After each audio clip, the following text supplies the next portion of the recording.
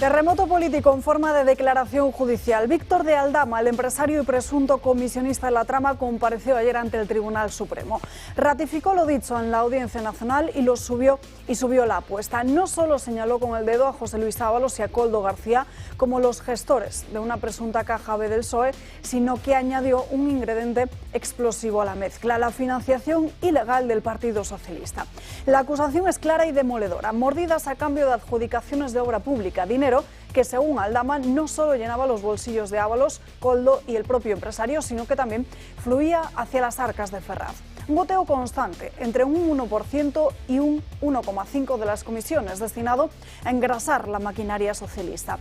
Esta trama, siempre y según de Aldama, comenzó a operar en 2019 con un volumen de comisiones que rondó los 4 millones de euros. Una cantidad nada desdeñable, fruto de un supuesto sistema organizado para adjudicar contratos públicos amañados. El empresario presentó ante el tribunal un manuscrito atribuido a Koldo García en el que se detallaba un listado de esas obras públicas alteradas mediante modificaciones contractuales. Un esquema que, de confirmarse, dibuja un entramado de corrupción institucional. Y aquí no acaba todo. Aldama amplió el círculo de los implicados, dirigiendo sus acusaciones hacia 7 nombres clave del núcleo duro de Pedro Sánchez. No solo José Luis Ábalos, también Francina Armengol, Ángel Víctor Torres, María Jesús Montero, Teresa Rivera, Santos Cerdán y Reyes Maroto. Un reparto que salpica las entrañas del socialismo. De Ángel Víctor Torres, el que fuera presidente de Canarias, aseguró haber leído un mensaje en el que pedía a Koldo una comisión de 50.000 euros. Sobre Reyes Maroto, la líder del PSOE en Madrid, afirmó haber mantenido conversaciones comprometedoras que el juez no permitió explorar en profundidad, alegando que Maroto no forma parte formal de ese proceso. Y de Teresa Rivera tampoco ha salido mejor parada. Aldama la acusó de incurrir en tráfico de influencias. Mientras Aldama declaraba en el Supremo, la UCO, la Unidad Central Operativa de la Guardia Civil, llevaba a cabo una operación policial vinculada a la trama de los hidrocarburos. Detuvo a 4 personas, entre ellas Carmen Pano, una mujer que ya confesó a The Objective en su día haber transportado bolsas de dinero a la calle Ferraz, a la sede nacional del PSOE. Bolsas cuyo contenido, según su versión, eran las mordidas que provenían de esas adjudicaciones amañadas. Y hoy es el turno de Koldo García. Se ha presentado a las 10 de la mañana ante el Supremo para dar explicaciones sobre un entramado que, como decimos, habría operado durante varios años bajo el paraguas del Ministerio de Transportes. 3 años en los que, según las acusaciones, el dinero fluía sin control y las adjudicaciones públicas se convirtieron en un lucrativo negocio. Lo cierto es que tanto la Fiscalía como el juez instructor parecen encontrar elementos creíbles en las declaraciones de Aldama. Las piezas encajan con una precisión que resulta incómoda para el partido que está en el poder. Ahora queda saber qué aportará Koldo García a este complicado puzzle. Y todos piensan que Koldo no apuntará hacia arriba porque hay un pacto de no agresión. Este escándalo, como el eco de esas bolsas en Ferraz, promete seguir resonando durante mucho tiempo.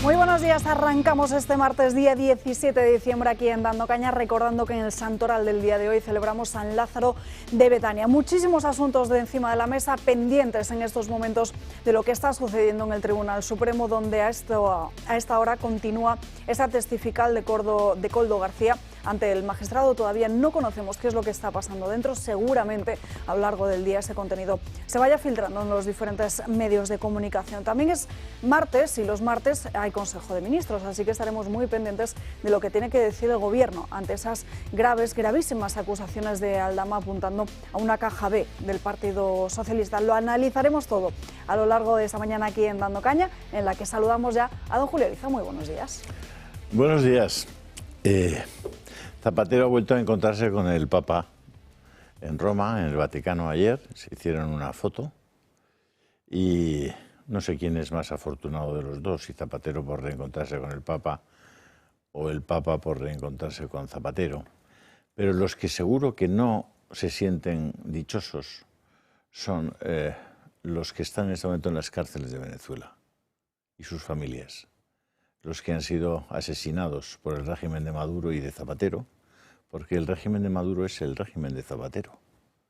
Y el régimen de Zapatero es el régimen de Maduro.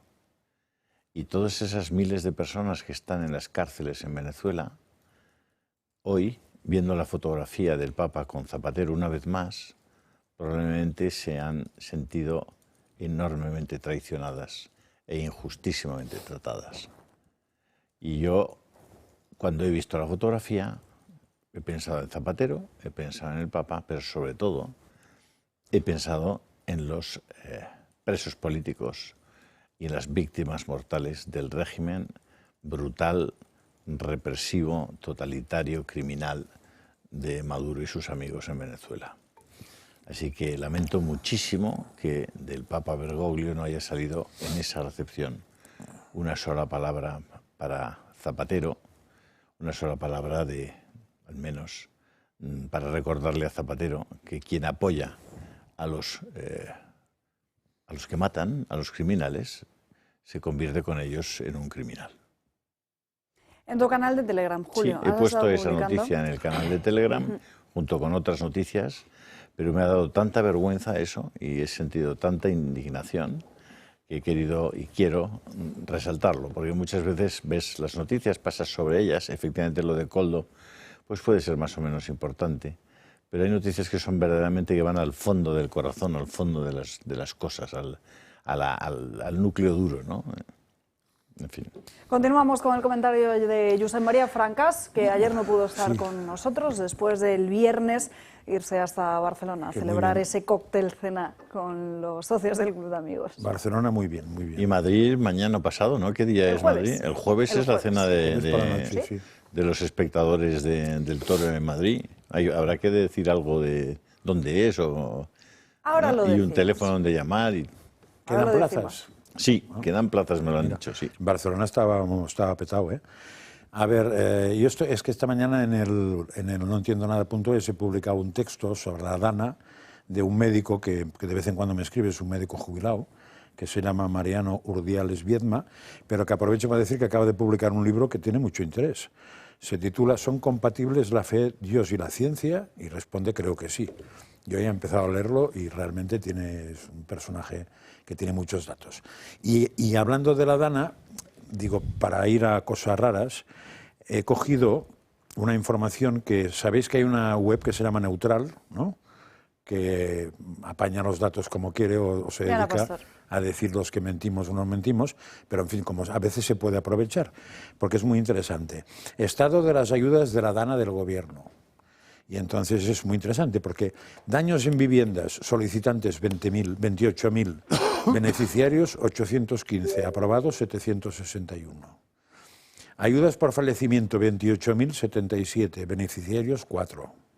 Empresas y autónomos presentados a la agencia tributaria, solicitantes 26.567, aprobadas 20.000, abonadas ni una.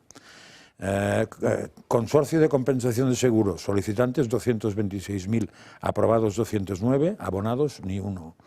O sea que, como veis, es un récord bestial. Pues ¿no? Me lo pasas, por favor, que lo voy a colgar en Telegram. Gracias. Bueno, no sé cómo pasarlo, pero bueno. Estudiantes no universitarios con reposición de material de estudios. Le das a copiar. Si no, la publicidad yo... 6.929 aprobados, raya, abonado, raya.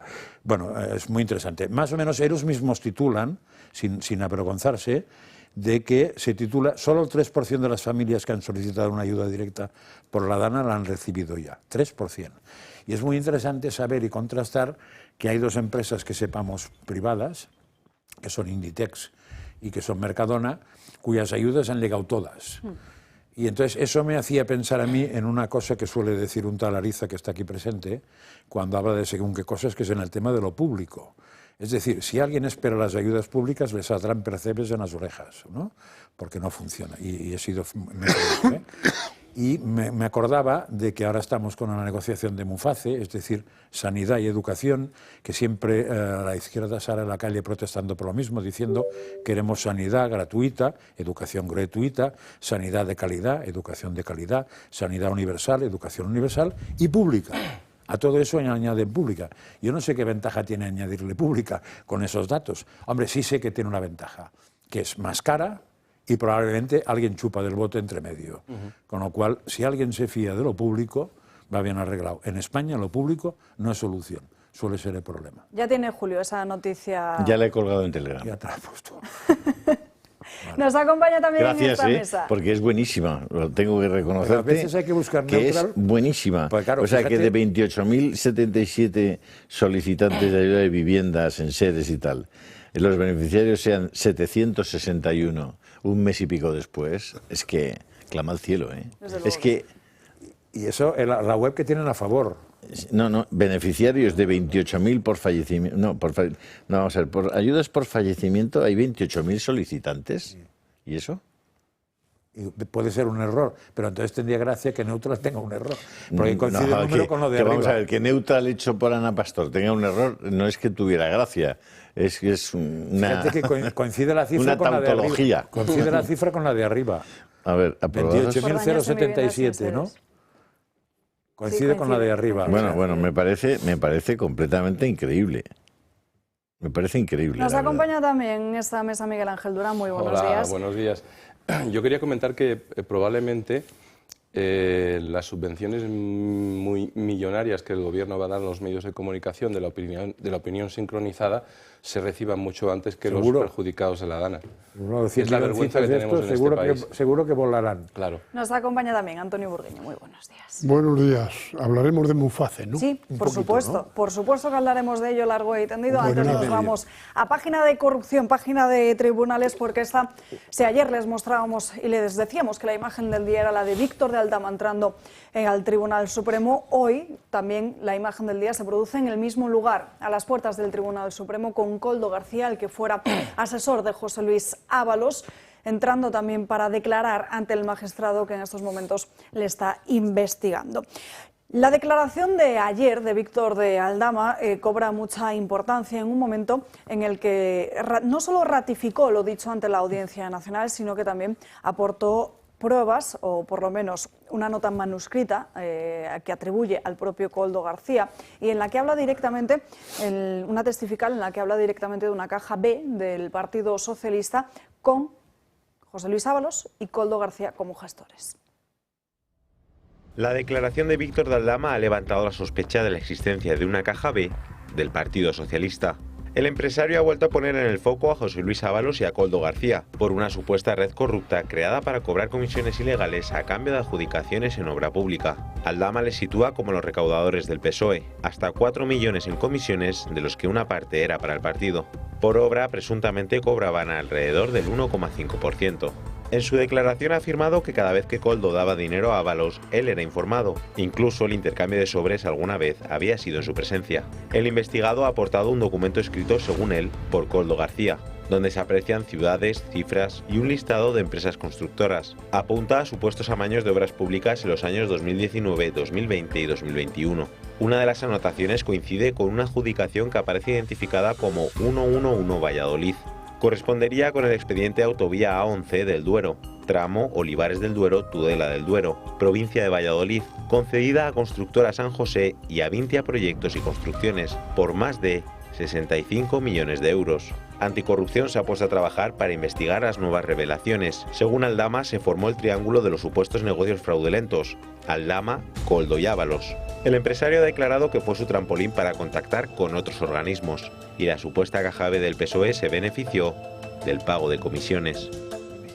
Bueno, José Luis Ábalos ha presentado esta misma mañana un informe de varias páginas ante el Tribunal Supremo donde manifiesta unas 25 contradicciones de Víctor de Aldama. Asegura José Luis Ábalos que Koldo y Aldama se conocieron en el año 2000, a diferencia de lo que aseguró ayer el considerado nexo corruptor de esta trama.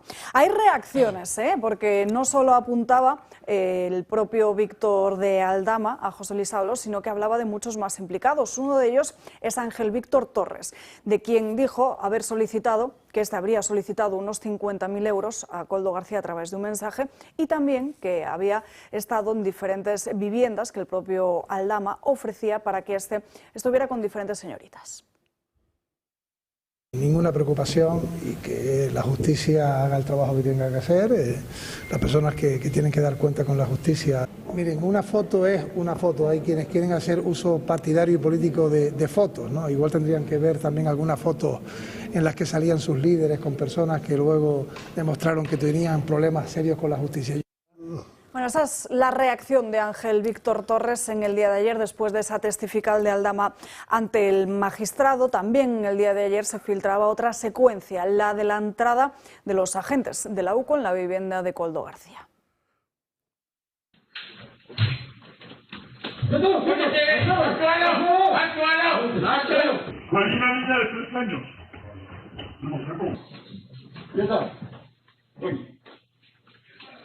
La Guardia Civil. ¡Guardia Civil! ¡No es dinero! ¡Yo no!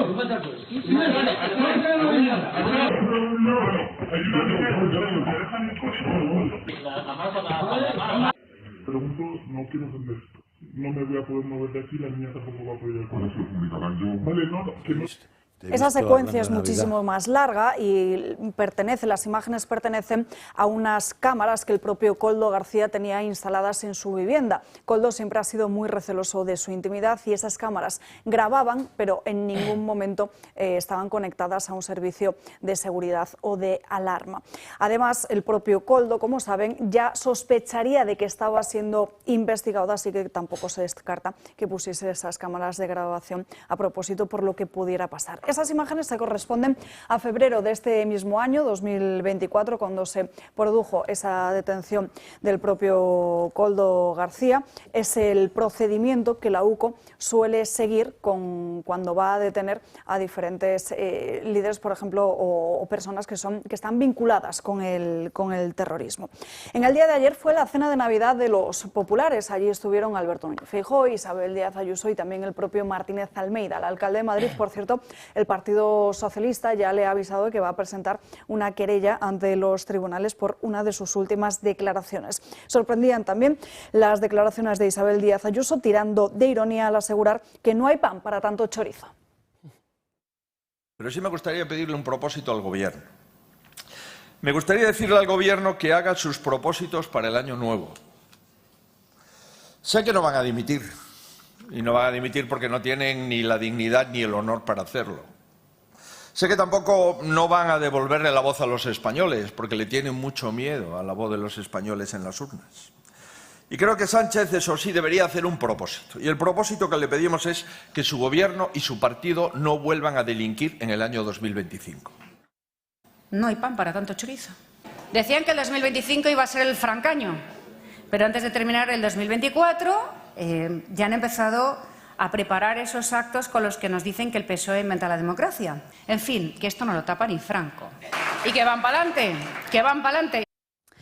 Van para adelante, dice Isabel Díaz Ayuso, la presidenta de la Comunidad de Madrid. María Vallejo, muy buenos días. No solo estamos hablando de José Luis Ábalos o de Koldo García, sino que el propio Víctor de Aldama implicó ayer a diferentes ministros y a otros cargos socialistas muy cercanos al propio Pedro Sánchez. Sí, así es, Alba. Vamos a verlo porque ayer declaró por segunda vez Víctor de Aldama, una declaración en la que entregó al juez del Tribunal Supremo un papel con las supuestas pruebas de esas comisiones.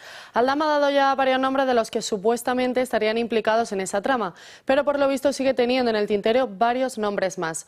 La última en añadirse a esa lista ha sido Reyes Maroto, exministra de Industria y actual portavoz del Partido Socialista en el Ayuntamiento de Madrid.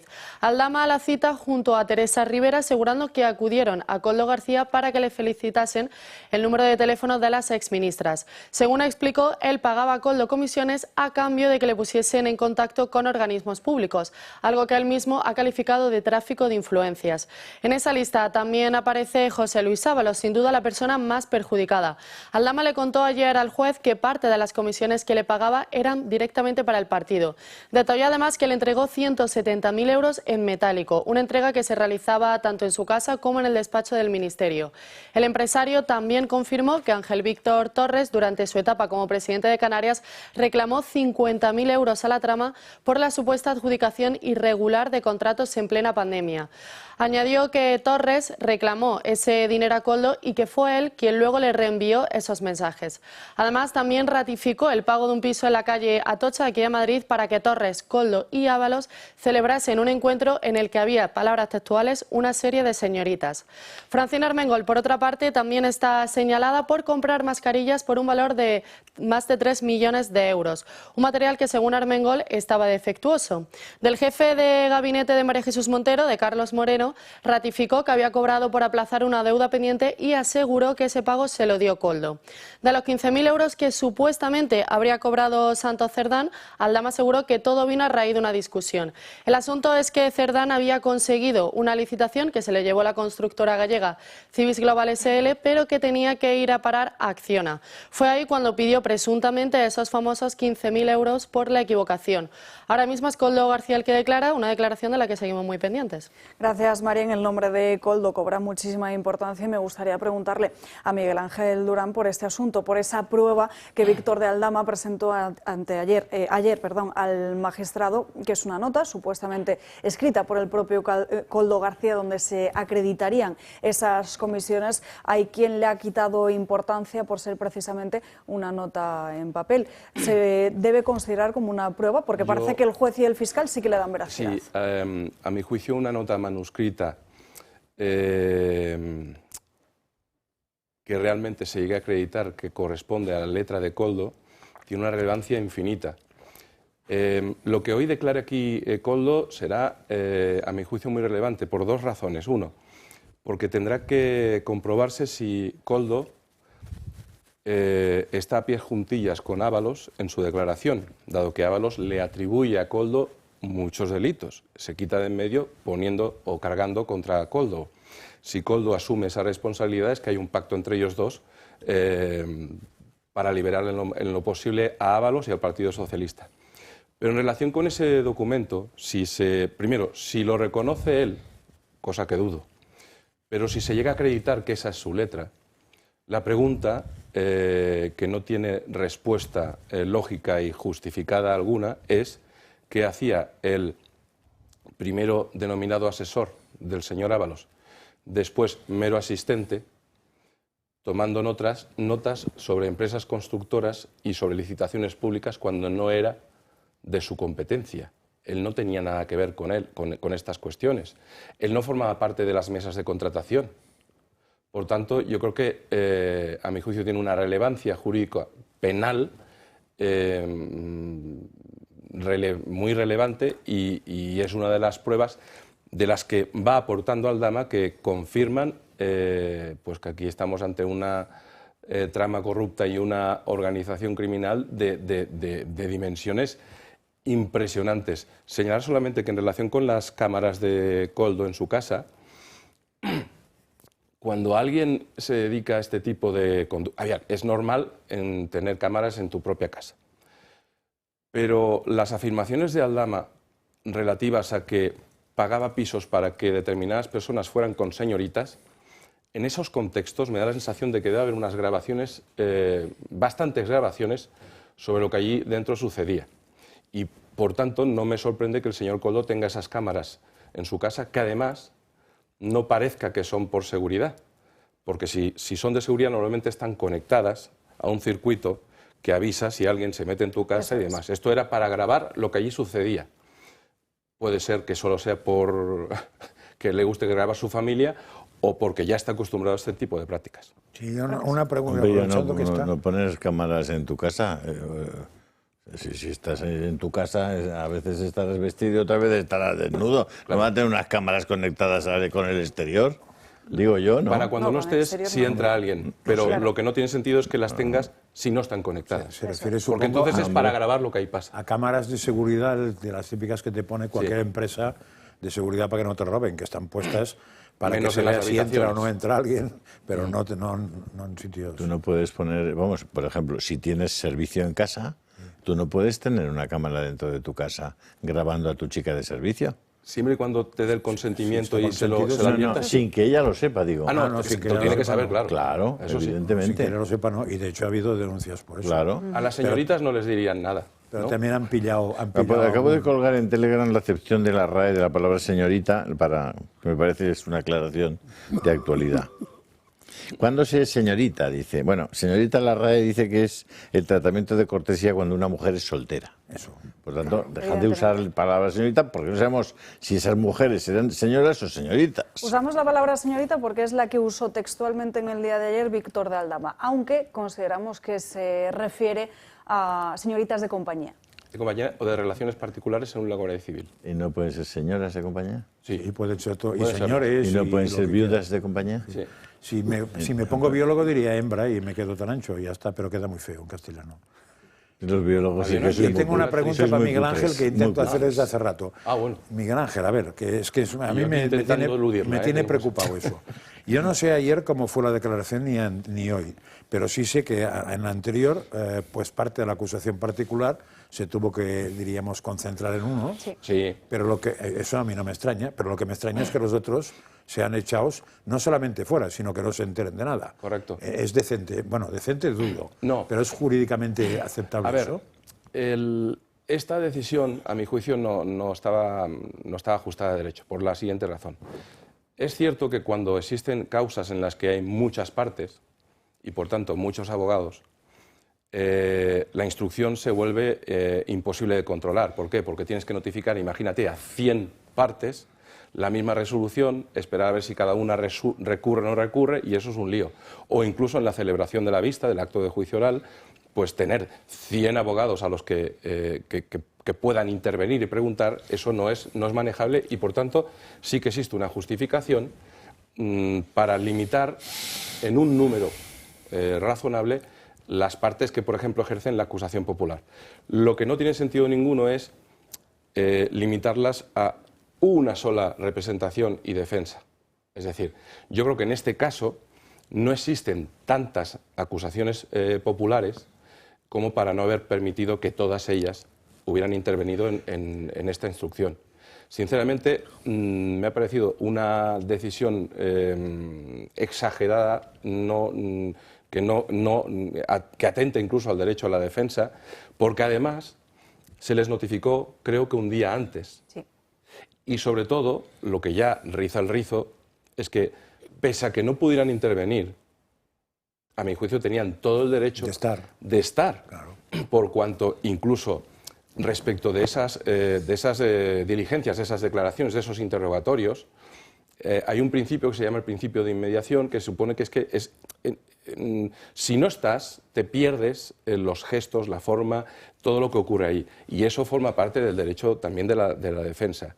Y señala también incluso que al haberlo advertido con un solo día, ni siquiera les dio tiempo al resto de defensas a poder coordinar con el letrado del PP qué es lo que podían o no preguntar. De hecho, esto llamaba mucho la atención porque en el día de ayer el propio Tribunal Supremo admitía a trámite esa querella presentada por la pareja de Isabel Díaz Ayuso y también aceptaba que existieran 4 acusaciones diferentes. Correcto, es que yo creo que si, por ejemplo, si son hasta 10, yo considero que sería razonable admitir que todo el mundo participase.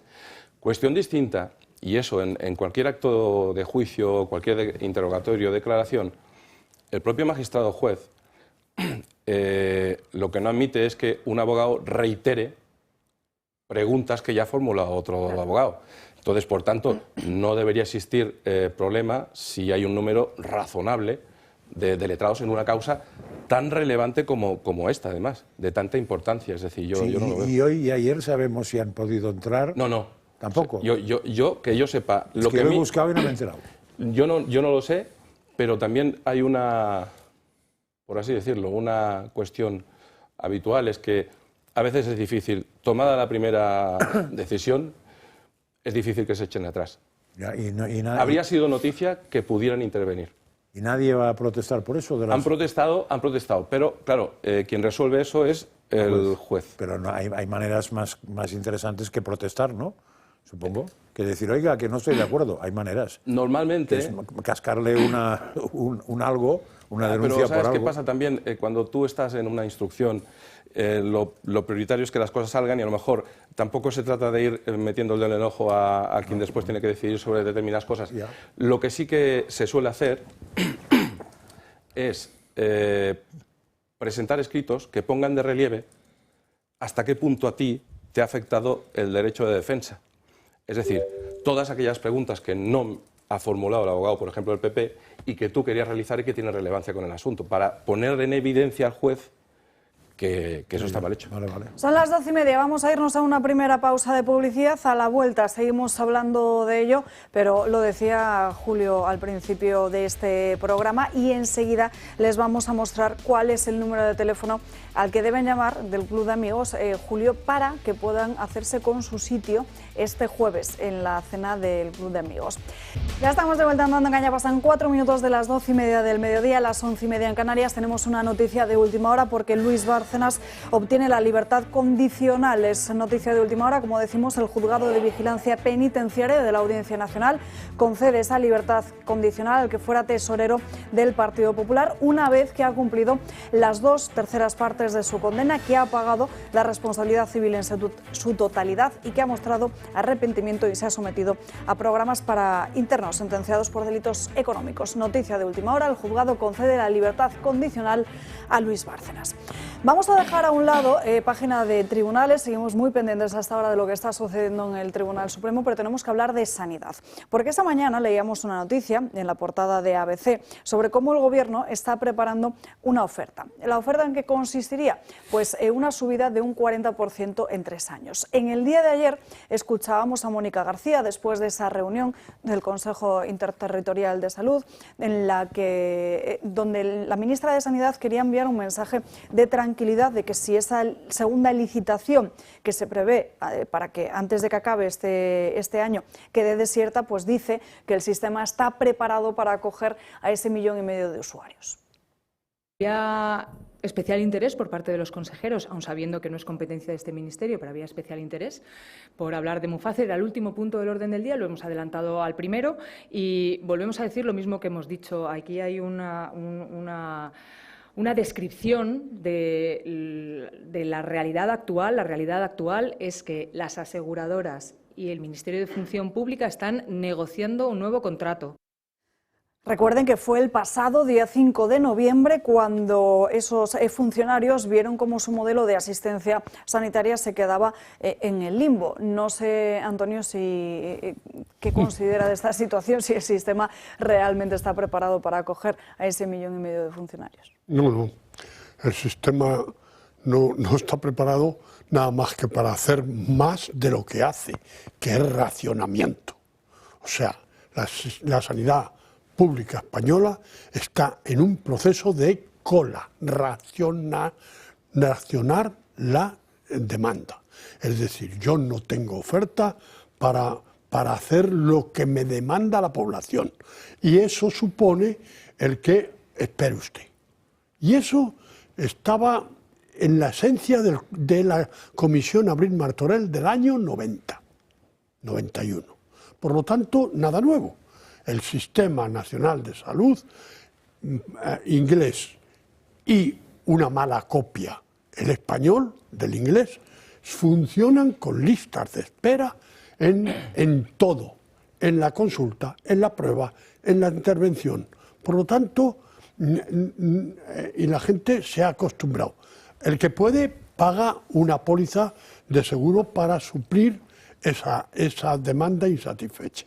Ahora, si en Madrid, donde hay una lista de espera y tan similar o mejor que la de otras provincias, en Madrid o en Cáceres o en Toledo o en Almería, es decir, el resto de España, entran los funcionarios, la lista de espera se multiplicará por 2 seguro.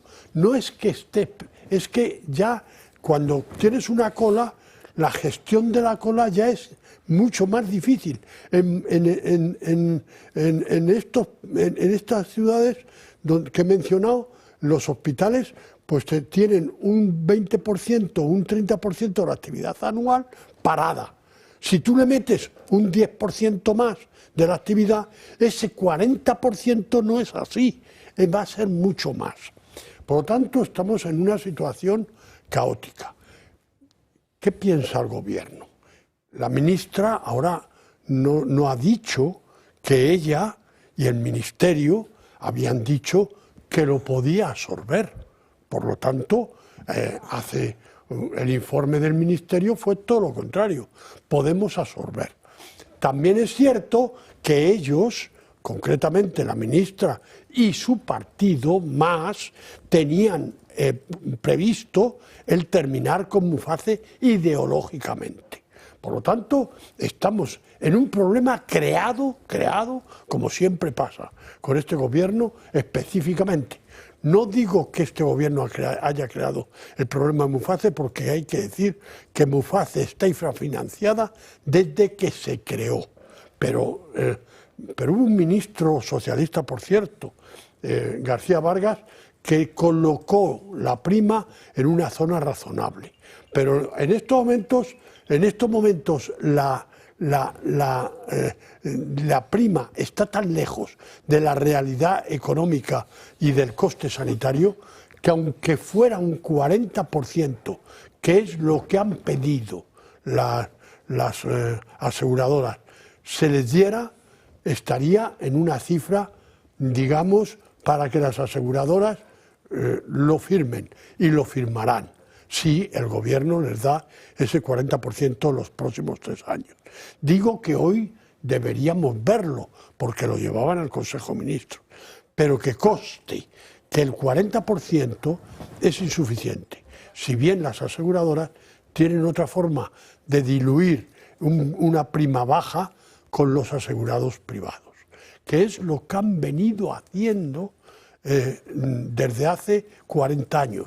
El asegurado de una compañía está recibiendo la distribución de riesgo y pagando a los funcionarios públicos su tarifa, es decir, la insuficiencia de su tarifa. Luego el españolito redistribuye renta para la sanidad a través de los impuestos, y si necesita ir a una compañía de seguros, redistribuye renta para Muface. Bueno, ¿de qué estamos hablando? Lo serio en el mundo es saber cuál es el coste de sanidad y estar muy justito al mismo, previendo los presupuestos. Y ahora, como no sabemos cuál va a ser el presupuesto del año que viene, porque lo que dijeron el otro día en esa reunión veraniega, aunque en invierno, en Santander, esa reunión que han hecho tan festiva, pues evidentemente no hemos llegado a ninguna conclusión de cómo se va a financiar la sanidad de este país a través de la relación del gobierno con las comunidades autónomas. Puede esperar. Miguel Ángel Francas, no sé quién quiere. A ver, la frase de la ministra yo la entiendo perfectamente. Puede absorber, claro que puede absorber. O sea, de la misma manera que puede absorber, pues que solo hay un taxi en una ciudad, lo puede absorber perfectamente. Póngase a la cola y espere. Yo estaba en Frankfurt 1 hora y media esperando un taxi, o sea que se puede absorber. Claro, se puede absorber perfectamente. No hace falta hacer nada más para absorber como si fuéramos cabras, ¿no? Es decir, si te toca o no te toca, pero claro, si eso le llaman absorber, pues es un sistema que no entiendo por qué la gente lo acepta. Yo creo que no les queda más remedio que resolverlo, pero no les queda más remedio que resolverlo por un tema electoral. Sí. Porque cabrear a 1.500, 1,5 millones de familias, porque ahora mismo yo os puedo asegurar, mi última intervención en la sanidad pública, privada, la pública no tenía ningún problema, y la privada, cuando pedí hora para otro, me dijeron, pero usted viene por funcionario o no. Digo, no, porque si es funcionario esperaremos. Es decir, que ahora mismo no están siendo atendidos los funcionarios en la sanidad privada mutual cuando entran en el dominio de enero ya. Es decir, no te dan visitas, no te dan nada. Eso a la gente le pone muy nervioso. A la gente le pone más nervioso eso que no haya pollo en los restaurantes, ¿eh?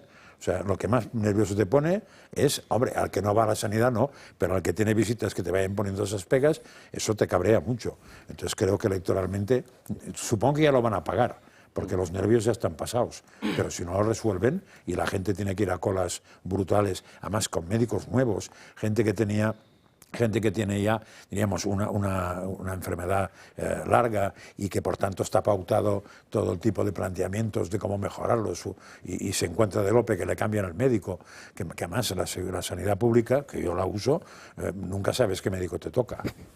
Si tú vas, sabes el que te toca porque lo has pedido tú, pero cuando vayas al especialista te puede tocar cualquiera y no tiene nada que ver uno con otro. Imaginaos gente que ya viene con la idea clara de que tiene un problema grave con el mismo médico de hace 2 o 3 años que se encuentra ahora con ese batiburrillo. Sí.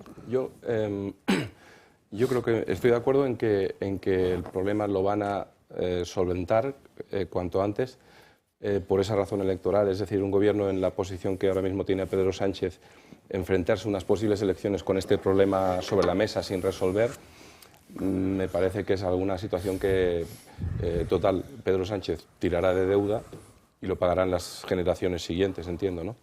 Por otra parte... ojalá, ¿eh? Ojalá. Yo creo que sí.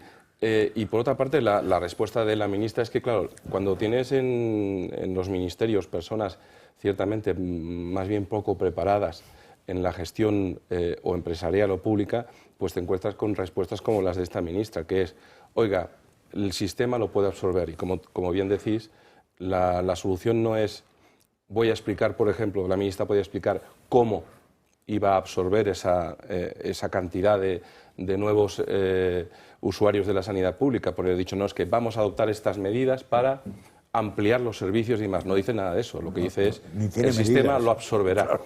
Eso donde comen 3, comen 4, pero más tarde en segundo turno. Ahí está. Ya está. Y por último, también muy relevante la mención que creo que habéis llevado a cabo, que habéis hecho en relación a la diferencia de servicio de quien viene de parte del MUFACE a un centro médico cuyo coste ha de satisfacer la aseguradora. Es decir, que haya una diferencia de trato por un supuesto servicio. Es decir, además, resulta que el Estado paga mal por un mal servicio, entiendo, ¿no? Por un servicio no el que debería ser. Pero si me permites, ahí, en el nacimiento de MUFACE durante 10 años, sí, no podía tener nunca la entidad aseguradora un cuadro médico diferente para el privado. Jamás. Es decir, esto se llevó a rajatabla.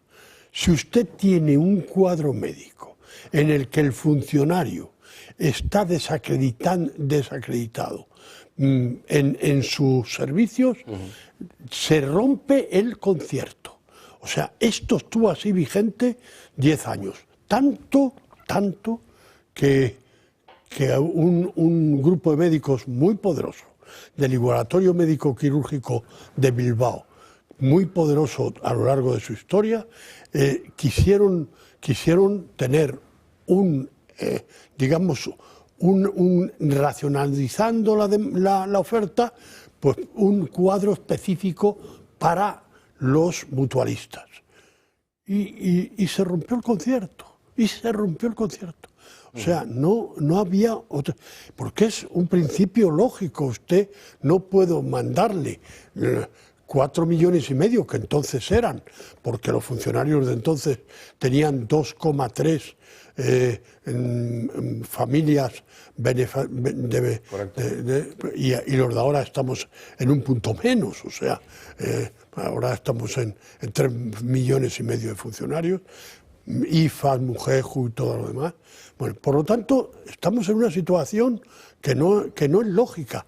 Por cierto, en esto hay funcionarios de la administración militar que, dadas sus características demográficas en este momento, tiene tanta juventud el ejército, porque Defensa ha hecho sus tareas y tiene una modernidad a lo largo de la democracia, ha hecho muy bien sus tareas en sus cuadros, pues resulta que la juventud que tiene en su colectivo le permite ser mucho menos costosa, por decirlo de alguna forma, y ya las mismas empresas aseguradoras ya han mandado a este colectivo su participación. Y sin embargo, a MUFACE, que con la salida explosiva de funcionarios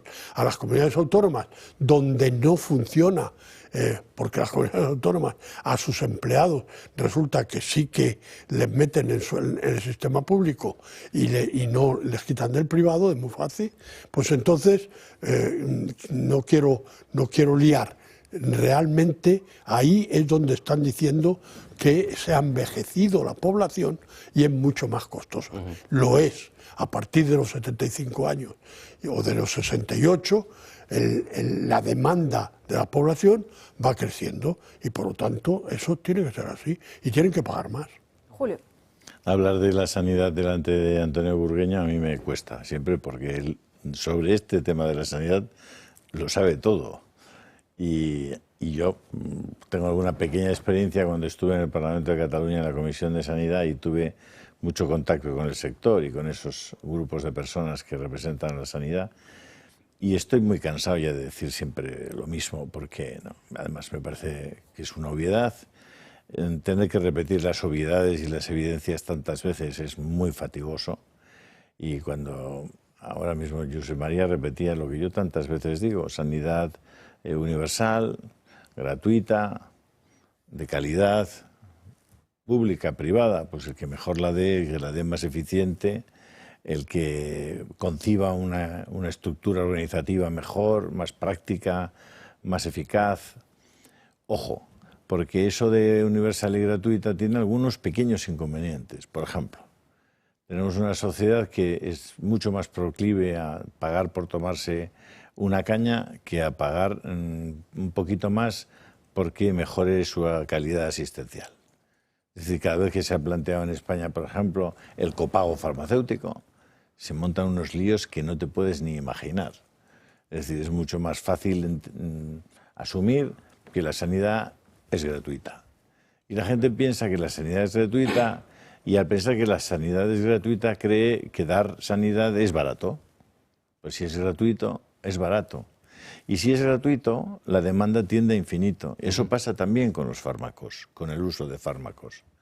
Es decir, lo que yo no acabo de entender es que, siendo las cosas como son en el terreno de la deuda pública, en el terreno del gasto público, que no haya alguien que comience a hablar en términos de transparencia en la gestión, de eficiencia, de auditoría, es decir, de seriedad en el gasto público. Porque es evidente que no es sostenible el sistema que tenemos. No es sostenible. Una persona que trabaja en esta casa, que ha tenido una pequeña fractura, un esguince, etcétera, le hacen unas pruebas un día y le dicen, no, es que hay que hacerte otras pruebas dentro de 3 semanas. Claro, el hombre cojea, no puede salir a la calle, está bloqueado, durante 3 semanas no le hacen la siguiente prueba. Mientras tanto se le van poniendo azules y amarillos los dedos de los pies. Y dices, bueno, ¿qué rayos está pasando aquí, ¿no? Es decir, sin embargo, si estás en Mugeju, en Muface, en Adeslas, en Asisa y tal, llamas y al día siguiente te están recibiendo y te van a hacer las pruebas sobre la marcha prácticamente. Entonces, hablar de sanidad, yo veo que está tan manipulado, tan ideologizado, es tan mentira todo, todos estos que salen con las pancartas son todo mentira, los liberados sindicales que siguen sin meterle mano a nadie, ahí están sin hacer nada, sin ir, en un sistema al que falta personal. Las listas de espera, en gran medida, ¿por qué ocurren? Pues porque no hay personal suficiente. ¿Qué hacen esos liberados que no se incorporan, esos 3.000, 4.000, 6.000 liberados al sistema para trabajar, para reducir las listas de espera? ¿Qué está pasando? ¿Por qué se tiende a aumentar los conciertos con las empresas privadas, con los hospitales privados, para reducir las listas de espera?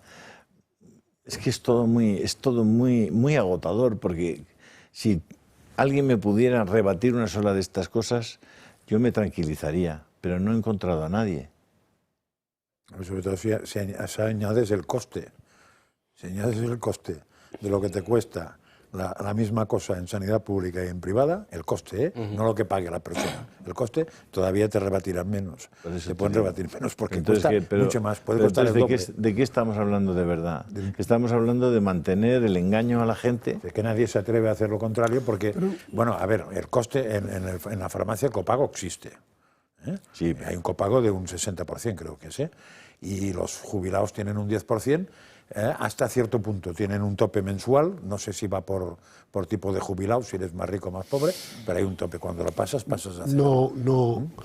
La medicina, los medicamentos que se despachan en las farmacias es una cantidad muy pequeña del coste farmacéutico. Es el de los hospitales.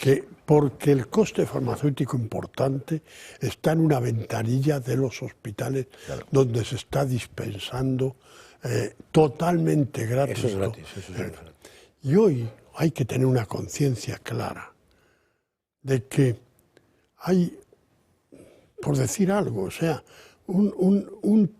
el tratamiento de una desviación de los triglicéridos, que hay familias, 1.300 personas en España, que lo tienen, y por cierto, muchas de ellas venidas de fuera, que lo tienen, y cuesta al mes 20.000 euros. Dar gratuidad a 20.000 euros mensuales es tal el coste que si no se piensa en la sanidad y cuál es su coste, estamos en un momento en el que no hay más que estupideces.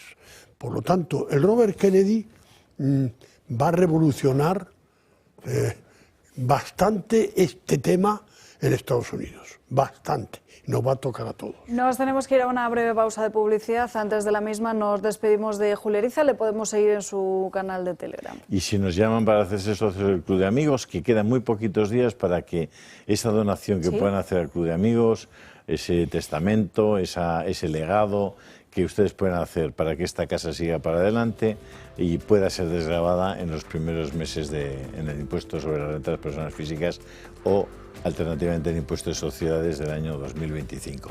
Miguel Ángel lo explica muy bien. Sí, o sea, por ejemplo, alguien que durante el año, siempre lo digo, realiza una aportación de 250 euros si es persona física, en realidad el coste de esos 250 serían solo 50, porque el resto, los 200, serían deducibles de la cuota del impuesto.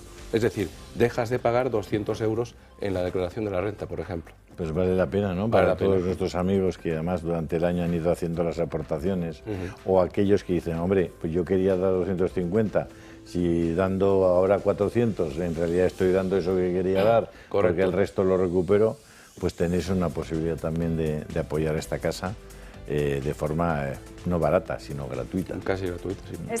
Este teléfono es el que están viendo en sus pantallas, por si necesitan ampliar un poquito más esa información o tienen cualquier otro tipo de consulta o de pregunta. Es el 91 616 24 64, que es el mismo teléfono al que nuestros espectadores han de llamar si tienen todavía algún regalo pendiente. Todo, pulseras, relojes, libros, todo está a unos precios irresistibles. Y luego, que lo adelantaba Julio al principio del programa, el momento de celebrar es este jueves, en la cena de Navidad. Jueves, día 19 de diciembre, en Madrid. Un encuentro que va a ser inolvidable. Allí van a estar Miguel Durán, Xavier Orcajo, Luis del Pino, Alejo Vidal Cuadras, Kake Minuesa y muchísimo más. 91 616 24 64. Si lo prefieren, pueden enviar un correo electrónico a clubdeamigos@clubdeamigos.org. 91 616 24 64. Seguimos dando caña, llegamos al Ecuador de este programa, lo hacemos con una noticia de última hora que nos llega en estos momentos desde el Consejo de Ministros, porque el Gobierno acaba de aprobar un nuevo concierto de Muface y ofrece un incremento de las primas del 33,5% para 3 años. Aprueba así una nueva licitación. Antonio, te pido una breve valoración porque me decías durante la pausa de publicidad que ahora tienen hasta final de año para presentarse al concurso, ¿no? Sí, darán para que salga en el boletín en estos días y darán 10 días para que se presenten las compañías. Yo desde aquí creo que el esfuerzo es significativo. Tengo que reconocer que 3 años, lo que supone un 11% anual, creo que las compañías deberían meditar y trabajar durante estos años para que haya un nuevo entendimiento, pero no desprenderse del modelo la sanidad española. Sería gravísimo el que se desprendieran. hemos dado razones aquí para pensarlo. Yo creo que negar esta mejora yo creo que sería grave. Por lo tanto, entiendo que es insuficiente, ¿eh? O sea, no es suficiente para el coste sanitario. Lo tengo que decir con toda claridad. Habrá colectivos que tengan, porque además como no es homogéneo para cada empresa, unas empresas tienen más jóvenes que otras, pues no es homogéneo el resultado, pero realmente en el conjunto yo creo que es posible que las aseguradoras se animen a ir las 3 actuales. Pero las aseguradoras no pedirían un 40%, no un 11%. Claro. O sea, el 40% pasa a ser un 11%. No, el 40% pedían para 2 años. Estaban pidiendo un 40%. O sea, que en 2 años se hubiera legado el 40%. Exacto. Y ahora son en 3 años un 30%. Un 33%. Veremos qué es lo que sucede. Nos vamos ahora con las crónicas de Manicomio de Gabriel Serrano. Gaby, muy buenas tardes. Muy buenas tardes. Las crónicas de hoy vienen como anillo al dedo porque los tertulianos controlan bastante del tema y no es ningún chiste. Vamos a hablar primero de bioética, porque en Silicon Valley, pues la sede de las compañías de tecnologías, una de las más importantes de todo el mundo, tienen un interés por la natalidad, pero es verdad que es un poco la natalidad a la carta y están haciendo investigaciones para, pues eso, que la procreación humana no tenga que ver, sino más o menos en las investigaciones y en el laboratorio se puedan crear bebés. Ya hemos visto cómo muchos empresarios y muchos millonarios utilizan estas herramientas, la tecnología, pues unos para esfuerzos para prolongar la vida y otros, como he mencionado, evitar la necesidad de la procreación humana. Entonces, vamos a ver cómo es Silicon Valley, porque allí gran parte de la investigación en fertilidad tiende a clasificarse en 3 categorías. Una es optimización embrionaria, otra es tecnologías que sustituyen la necesidad de gametos o úteros humanos, gametos o las células sexuales, o el uso de la inteligencia artificial en el análisis y la selección de la vida humana. Entonces, que estamos viendo que por un lado, ante la falta de natalidad, Silicon Valley tiene como un pronatalismo, pero están utilizando estos laboratorios para llevarlo a cabo. Claro que aquí evidentemente se puede entrar que se ve a los niños como una mercancía o como un bien de lujo, porque el acceso también a este tipo de tecnologías es bastante caro. Entonces, que estamos en una situación mundial, una crisis natal de la natalidad, que apenas nacen niños y poco a poco va descendiendo el número, lo están intentando suplir con el uso de la tecnología. Se equivocan de medio a medio, no conseguirán nada con eso. Además de que bióticamente es muy fácil, ya has hablado de embriones, todo lo que se llama machacar un embrión para conseguir uno mejor, eso se llama aborto. Es un asesinato como otro cualquiera. Con lo cual tiene menos... Y jamás le llamaría natalidad eso, ¿eh? Como mucho le llamaría fertilidad en las vacas. ¿Fertilidad, De las vacas. En las vacas. Las cabras, eso es lo que se ha hecho con los animales siempre, que supongo que ahora debe estar prohibido por tratarlos mal, pero es lo que se ha hecho siempre para mejorar la raza de las vacas, de las cabras, incluso de los garbanzos, ¿no? Es el control genético. Pero yo no trataría igual una semilla de un garbanzo que una semilla de mi prima. Y solo en 2022 invirtieron todas estas empresas, y muchas de ellas se crearon de nuevo, $800 millones para este tipo de investigaciones. Negocio, porque enfermos mentales hay muchos.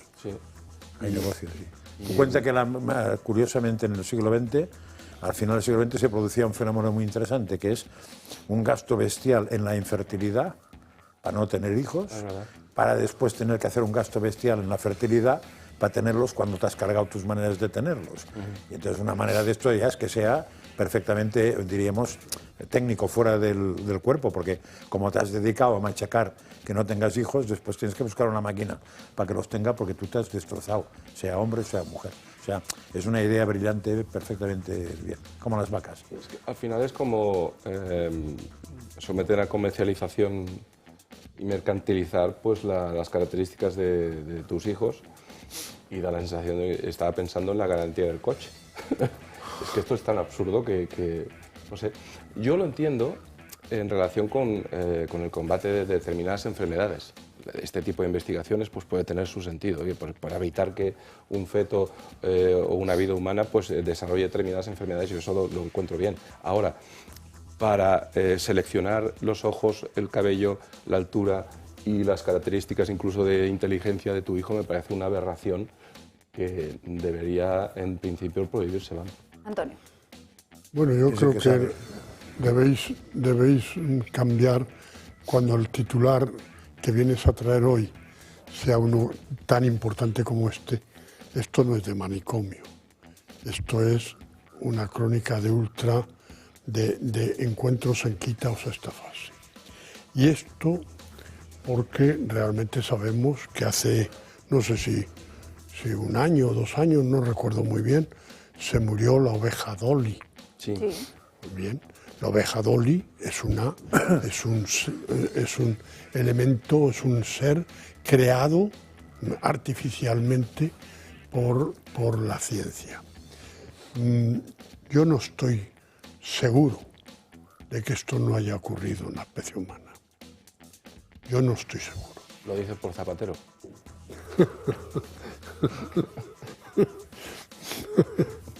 Bueno, sí, lo digo porque hay extraterrestres. Seguro que se ha probado, vamos. Seguro que se ha probado mucho. Hay extraterrestres que hacen mucho daño. Bien, pues los 3 procedimientos que has dicho son los 3 procedimientos por los que se puede traer un ser humano y la Dolly era un ser animal. Pero no estoy seguro de que no haya ocurrido. A mí me parece que es un salto de esta civilización tan grave que creo que debería ser un objetivo a tirar Silicon Valley, una verdadera bomba nuclear. No puede hacerse esto así, no puede cambiar esta civilización y esta humanidad con ese adelanto científico. Llevas razón, el tratamiento genético admite, pero unámoslo con lo que acabamos de decir, admite el que una familia, alguien que tenga un problema genético, se salve de la enfermedad. No es nada barato.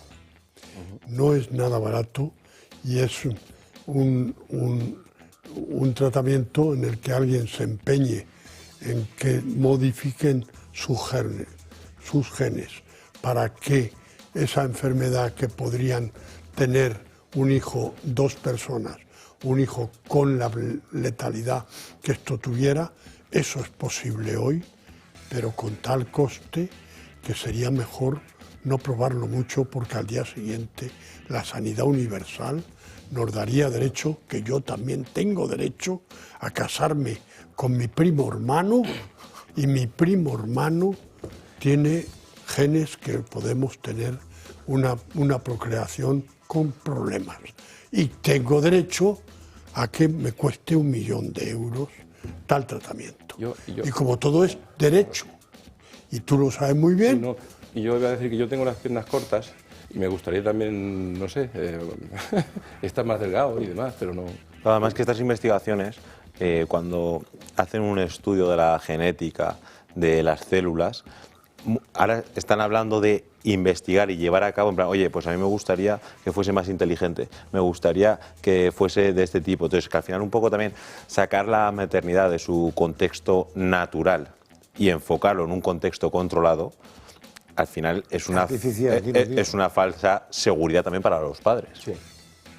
Aquí es un tema que evidentemente lleva muchos años y la inversión que se está creando, y hay empresas únicamente que se están creando en los últimos 3 años especializadas, diría, para este tipo de investigaciones, y como mencioné antes, la cantidad de dinero que se están llevando y lo que se está invirtiendo. Me permito solo un minuto, solo un segundo. Acaba de unir esto con lo que José María ha dicho del médico que está hablando de Dios y la ciencia.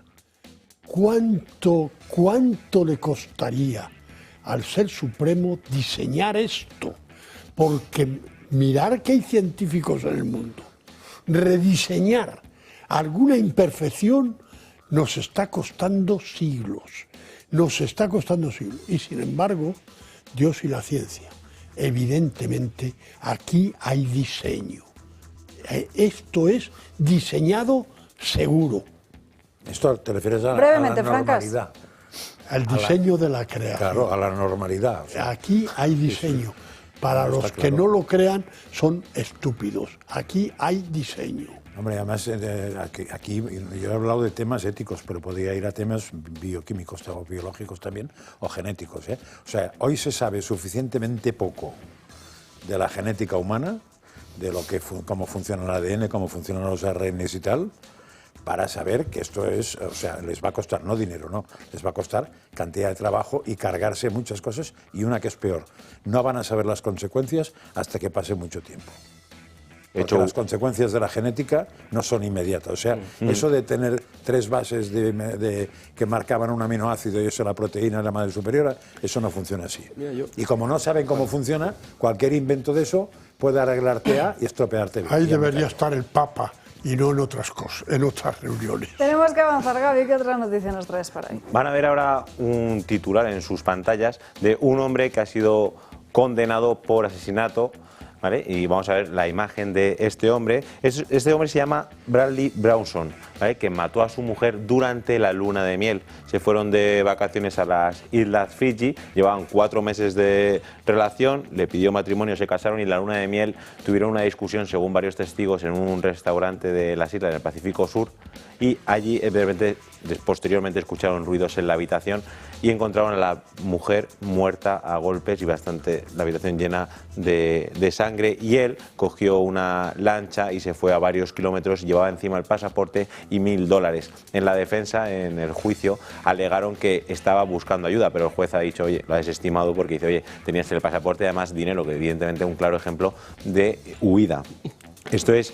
Ha sido declarado culpable, el 27 de enero conoceremos la sentencia, hasta entonces va a estar en prisión preventiva, y esto, hilando un poco, me ha recordado un caso que hubo en 2009, que también otro hombre en Australia asesinó a su mujer mientras estaba haciendo submarinismo y le bloqueó la bombona de oxígeno, y así falleció. Claro, doctor, cuando vemos estos casos y vemos las sentencias, va a estar en prisión, en muchos de ellos habrá que hacer también un análisis patológico y de lo que le pasa en su cabeza.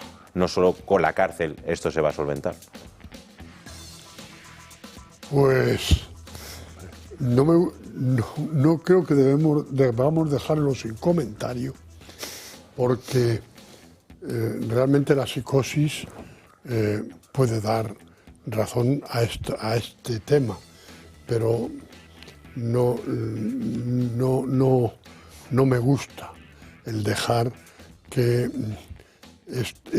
la gente piense que la enfermedad mental es tan grave como para que esto ocurra.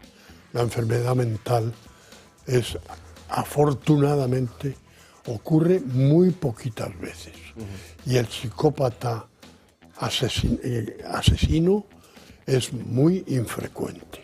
El psicópata asesino tiene mucho de psicosis y mucho de formación a lo largo del tiempo. O sea, realmente la enfermedad mental existe, no hay que tenerle miedo, hay que ayudar a la persona que padece una enfermedad mental sin miedo, porque realmente los asesinos y psicópatas asesinos no andan habitualmente por la calle. Yo, en el mismo sentido, perdona que te interrumpa. No, después. En el mismo sentido quería, desde mi punto de vista y por los asuntos que llevo penales, es que un enfermo mental puede ser un criminal, pero existen muchos criminales que no son en absoluto, es decir, muchos asesinos que no son enfermos mentales. Y se tiende siempre a intentar justificar cualquier actuación que el resto de los humanos no llevaríamos a cabo, como un asesinato, en base a que algo tiene que sucederle en su cabeza, ¿no? Pero es que muchas veces es que hay gente mala también. Es decir, hay gente enferma, pero también hay gente asesinos, que lo son porque llevan el mal dentro. Y después ya, para pasar un poco al tono jocoso, antes has dicho que él alegó en su defensa que estaba buscando ayuda con el kayak y los $1000. Sería ayuda para él mismo para escapar, ¿no? Porque no se entiende muy Lo encontraron 36 horas después. Ayuda en el centro del mar, sí. Sí. A ver, yo quería decir lo que ha dicho Reforma de Miguel Ángel. O sea, no nos engañemos. Si esperamos que buscar la razón bioquímica de toda conducta humana, vamos bien arreglados, ¿eh? Lo único que haremos es gastar más dinero. El mal existe y, aunque cabree, el demonio también. Sí, más que la tendencia que hay cuando surgen este tipo de situaciones, este es un caso drástico y estamos llevando a un extremo, pero en la vida cotidiana, que muchas veces en la sociedad hay un miedo que se percibe a la hora de tratar una enfermedad mental, que hay un miedo a la hora de diagnosticar una enfermedad mental y las consecuencias que puede llevar y que pueden acarrear. Entonces, que evidentemente yo creo que hay que neutralizar un poco el pánico y convertirlo en algo cotidiano. Porque evidentemente no estamos también, cuando hablamos de enfermedad mental, estamos hablando a lo mejor de psiquiatría, y no tiene por qué, un problema de ansiedad, un problema, cualquier tipo de patología. Entonces yo creo que también es bueno dar visibilidad, oye, que con esto se puede convivir. Yo tengo más bien, aquí habiendo un médico me callo, pero me da la sensación de que más bien se está tratando como enfermedad mental a cosas que de enfermedad mental no tienen nada. Y si no, el uso de psicotrópicos que hay en España, claro, que cuando uno va al psicólogo, así que gente de lo más normal, que se mete lo que igual me hubiera curado es un caponcito de pequeñito, o simplemente para hacer más suave y que no me metan en la cárcel, una buena educación. Nos hubiéramos ahorrado muchos psicotrópicos, ¿no? Y alguna confesión también ayudaría. Mi padre lo decía, que una buena torta a tiempo... No lo digas, que te meterán en la cárcel, vale. Pero ayuda mucho. Gaby, gracias por estas crónicas a vosotros. de Yo me voy a manicomio. despedir, vamos a elevar un poco el tono de las crónicas de manicomio, voy a contar un chiste. Bien. No te asustes, no te voy a... Ah, perdón. Que ya Alba se llevó el susto el otro día, luego te lo cuento, Francás. Esto es, yo les suelo hacerles preguntas a los espectadores. Dice, ¿qué hace un electricista chino cuando se enfada? Se cablea. Bueno, dicho, gracias, doctor, por venir a esta mesa y ser partícipe de la risa. Algún día te contaré alguno. Es que el otro día Gaby contó uno. Sí, de Bruce Lee. Sí, que a mí me alteró un poco, me asustó, mejor dicho, y dijo Gaby, llega hasta el Francás y aquí ni sin multa, ¿eh? Pero yo se lo contaría. Cuéntalo. Sí, cuéntaselo. ¿Tiene gracia? Sí, que a mí no ¿Crees me que asustaba. Francás se va a inmutar? ¿Francás? Vale, le voy a contar. A ver, Francás, Pero ponte al lado de él. me dirijo a ti. ¿Dónde vive Bruce Lee? ¡Allá!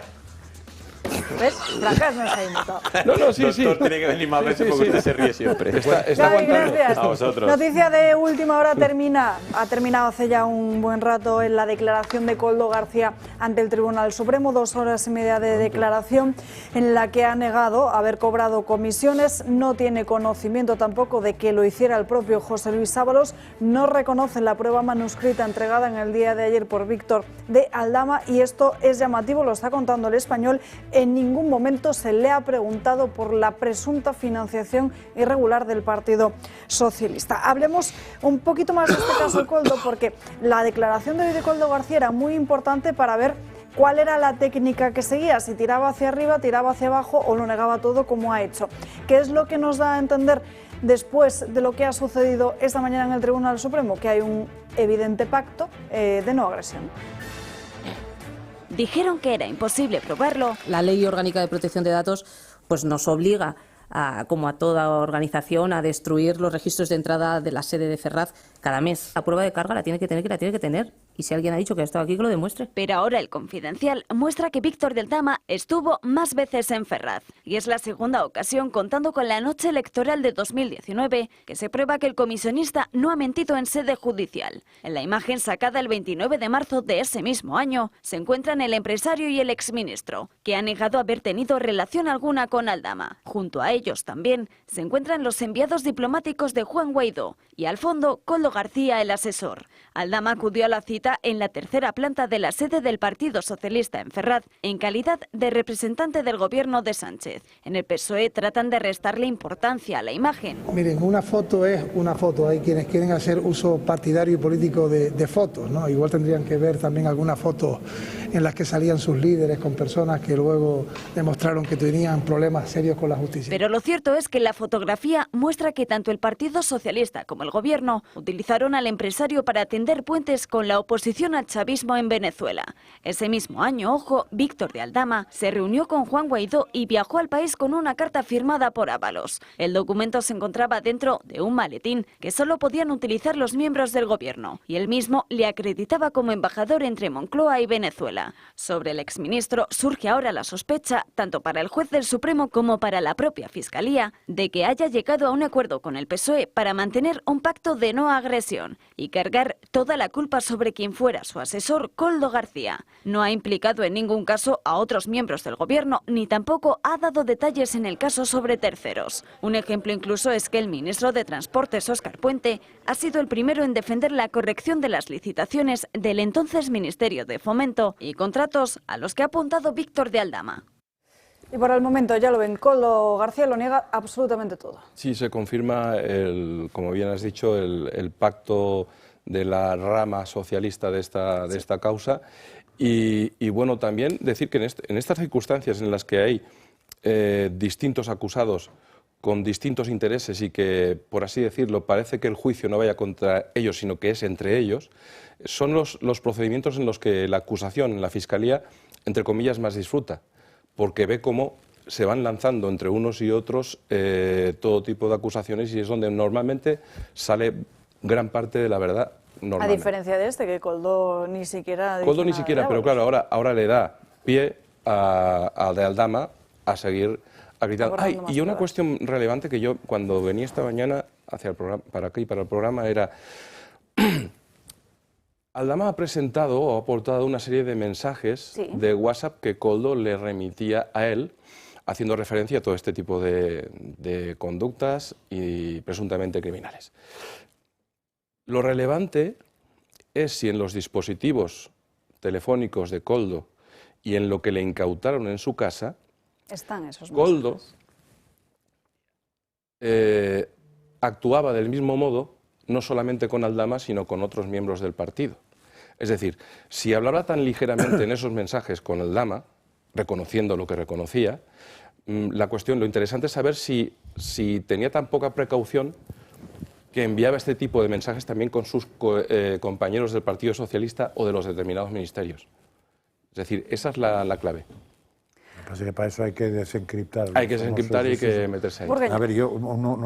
Termina Francas y luego Burgueño. Muy rápido, o sea, yo vuelvo a decir lo que dije el primer día.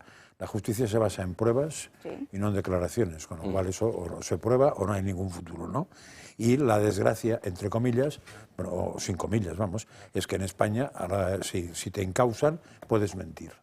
Con lo cual, esto lo complica bastante todo, y eso de aceptar la mentira como arma de política, yo digo que es lo peor, pero además como defensa judicial es horrible. O sea, un tío que miente, porque ahora mismo aquí nos van a meter uno con otro y nos vamos a liar. Y después, muy rápido, es que lo del ministro de Justicia, no, el ministro de Administraciones Públicas, no sé quién coño es. El Víctor. Sí. Ángel Víctor Torres, política territorial. Eso. El argumento que ha usado es bastante cromañón, ¿no? Es decir, dice fotografías todas, y entonces se va a la famosa foto de Marcial Durado con Feijóo, y dice que algunos tendrían que pensar, porque después de las fotos, años más tarde se demostró que alguno tiene problemas con la justicia. O sea, está diciendo que tú no puedes ir con nadie, no fuera caso que más tarde tuviera problemas con la justicia. Me explica que ese argumento que no me he perdido yo. Yo es que creo que este hombre está bastante bloqueado y está bastante asustado. Pero quiere decir no que se expresa bien. Si no podemos movernos... Hombre, es que al margen de lo político lo que tendrá en casa. Pero si no podemos movernos porque alguien algún día va a hacer algo malo, entonces lo que hay que hacer es cada uno enclaustrarse en una bola de cristal y no tocar a nadie. Porque vete a saber qué va a hacer cualquiera. O sea, que es un argumento imbécil del todo. El argumento, ¿no? Como siempre, y mi hipótesis, estamos ante un gobierno que no hemos tenido en todos los años de la democracia española. Es capaz es capaz de hacer un cortafuego como está haciendo, es que tiene una red interna en el que dentro de 10 minutos están 100 personas allegadas al gobierno y el gobierno diciendo lo mismo. Es una batería y es una factoría de trabajo en común en el que hay alguien que lo organiza todas las mañanas, y el cortafuego que han hecho en esta causa, desde luego, hay que tener credibilidad en que la justicia llegará a descubrir el tema. Pero qué cortafuego tan magnífico. O sea, porque ya se veía venir. Ahora, contradecir a lo que haya encontrado la UCO, pues bueno, es la única prueba de la que tú hablas. O lo que dice Por Miguel cierto, Ángel, la cúpula del Centro Nacional de Investigaciones Oncológicas, atención, lo cuenta The Objective, esta misma mañana repartió, atención, unos 720.000 euros, no llega a 719.000, en concepto de regalías entre el año 2014 y 2020, de un total de 1.300.000 euros que se deberían haber distribuido entre el personal investigador por las diferentes participaciones, en las diferentes innovaciones del centro. Nos vamos a ir a la última pausa de publicidad del día de hoy. A la vuelta hablaremos de la cuestión de confianza que solicitaba Junts, a la que tenía que someterse el presidente del gobierno, Pedro Sánchez, pero que se ha quedado bloqueada en la mesa del Congreso de los Diputados. A la vuelta se lo explicaremos y también les mostraremos la última denuncia de Jordi Sabaté, porque la financiación para los enfermos de ELA en este 2024 no va a llegar. Recta final del programa y cada vez son más los profesionales de la medicina que avalan la eficacia de los guantes electrónicos de Mejorando tu Vida para mejorar los síntomas, de la artrosis en las manos. El último en hacerlo ha sido el doctor Juanjo López, especialista en cirugía ortopédica y traumatología deportiva e infantil y médico del tenista Carlos Alcaraz. Se trata de una herramienta, dicen los expertos, que está mejorando el tratamiento de la artrosis y de muchos de los problemas que se producen en las articulaciones debido al incremento del uso de la tecnología como móviles y ordenadores. Adolfo Albistur es el responsable de Mejorando tu Vida. Muy buenas tardes. Muy buenas tardes, Alba. Bueno, es una magnífica noticia que profesionales de tanto prestigio avalen el tratamiento que precisamente ofrecen estos guantes, ¿no? Pues efectivamente, es que fíjate que la artrosis, cuando nos vemos los tratamientos, pues hay bastantes tratamientos, pero claro, al final tienes que ir a diferentes lugares, ¿no? Que es una de las molestias. Luego, claro, el coste, ¿no? Que tiene pues ir a hacer pues terapia ocupacional o ir a un fisio. O también tienes la parte de hacer baños de parafina, que es un poco engorroso, además no deja de ser un hidrocarburo, o de tomar medicación, ¿no? Entonces, ante todo eso, cuando hay un invento como este, pues claro, los médicos reumatólogos dicen, oye, pues está muy bien, ¿no? Porque evidentemente vamos a hacer que se pueda hacer, que es importante que un tratamiento se pueda hacer, que tú en 20 minutos en casa, quizás por la mañana y luego otro poquito por la noche, para que duermas bien, pues puedas hacerlo tranquilamente, además sin dolor, porque además es muy gozoso, que luego pases un buen día y que realmente sea útil, ¿no? Que puedas mover las manos, que tengas menos dolor. Por eso es tan, digamos que los reumatólogos dicen, oye, que están muy bien, que los tenemos comprobado y que está funcionando. Trabajamos con alta frecuencia, onda corta, masaje, vibración, calor, que es lo que realmente funciona, pero todo en un guante, o sea, poniéndote un guante y estando 20 minutos tranquilamente, ¿no? ¿Por qué son tan novedosos, Adolfo? Pues mira, la novedad está fundamentalmente por eso, porque lo que estamos haciendo es juntar todo aquello que realmente nos va bien y que los reumatólogos dicen que está muy bien, sabiendo que la artrosis no se cura, eso está claro, ¿no? Se ha desgastado el cartílago y eso es imposible ya de regenerar de momento, y que lo podamos hacer de esta manera. Por eso es la novedad, ¿no? Y luego cuando hablamos de la rodilla también, que en este caso va genial para lo que es esa artrosis de rodilla, esa rodilla que te duele o que te chasquea, que cuando te pones a caminar lo pasas fatal, subes una escalera, ¡buah! Pues bueno, de esto se trata, son 10 minutos, aquí lo que trabajamos, y si damos la vuelta, no lo voy a encender, pero veríamos, siempre hay que tener cuidado, no mirarlo directamente si lo hemos puesto, ¿no? Porque estamos hablando de ultravioleta y de infrarrojo, ¿no? Bueno, pues esto lo que hace es penetrar a la rodilla, al centro de la rodilla, para que desinflame y que podamos mover. Y que no nos quedemos en casa porque te duele la rodilla y no puedas caminar. Porque dice que quien mueve las piernas mueve el corazón, ¿no? Y es importante caminar. Y si esto nos va a evitar que tengamos dolor y podamos caminar, pues mucho mejor, claro. ¿Dónde podemos encontrarlos, Adolfo? Pues bueno, yo invito a que llaméis, siempre digo que llaméis pronto, ahora digo que llaméis antes. ¿Por qué? Pues porque estamos ya con los regalos navideños y claro, regalar salud es una de las cosas pues mejor, ¿no? Y sobre todo si tenemos esa abuelita, esa madre, ese padre, esa suegra, o sea, que es el gran regalo que puede ser pues que es al final dar salud y que es muy eficaz, ¿no? Hay un teléfono gratuito, os invito a que llaméis ahora, por ser espectadores Dando Caña, tenéis un gran descuento, llamad y preguntarlo porque tenéis un gran descuento y además, como siempre digo, regalamos el tensiómetro que habla, ese tensiómetro que te dice cómo estás, no hace falta que te acuerdes si la baja es la alta la baja, si no te dice cómo estás. Así que 900-730-122. Que llamen cuanto antes. Adolfo, gracias. Vamos a página política, porque ya saben que hace una semana Carles Puigdemont volvió a la escena política, a ocupar las grandes portadas porque lanzaba ese órdago a Pedro Sánchez de que quería que el presidente del Gobierno se sometiese a una cuestión de confianza porque consideraban desde Junts que no se había cumplido con lo acordado. Pues bien, esa cuestión de confianza llegaba hoy a la mesa del Congreso de los Diputados y el Partido Socialista y Sumar, que son quienes tienen la mayoría en esa mesa, han decidido aplazar esta decisión.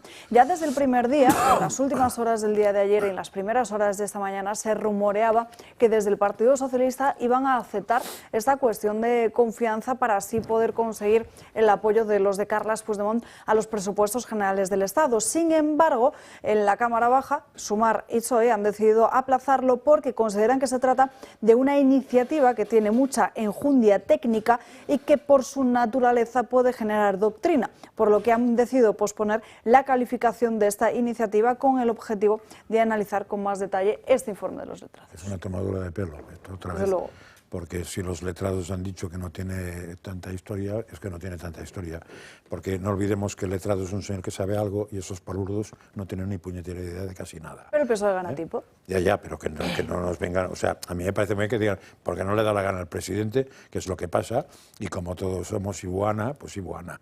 Yo, el día que salió la famosa iniciativa esta, a pesar de que en la prensa se tachó de idiotez, tontería y tal, yo dije que no era ninguna tontería y era muy importante. Y dije que era una tarjeta amarilla esto, ¿eh? Y cuidado que ahora mismo, yo pienso que ahora mismo el Pedro Sánchez, no el gobierno, porque detrás de él van todos, los dos grandes, porque aquí Antonio cuando hubo las elecciones dijo que Pedro Sánchez se movería entre minas que irían explotando. Sí. Y yo unos meses después dije que el problema es que esas minas le iban explotando al PP, curiosamente, ¿no? O sea que no sé cómo lo hacía Pedro Sánchez para conseguir que lo explotaran a otro.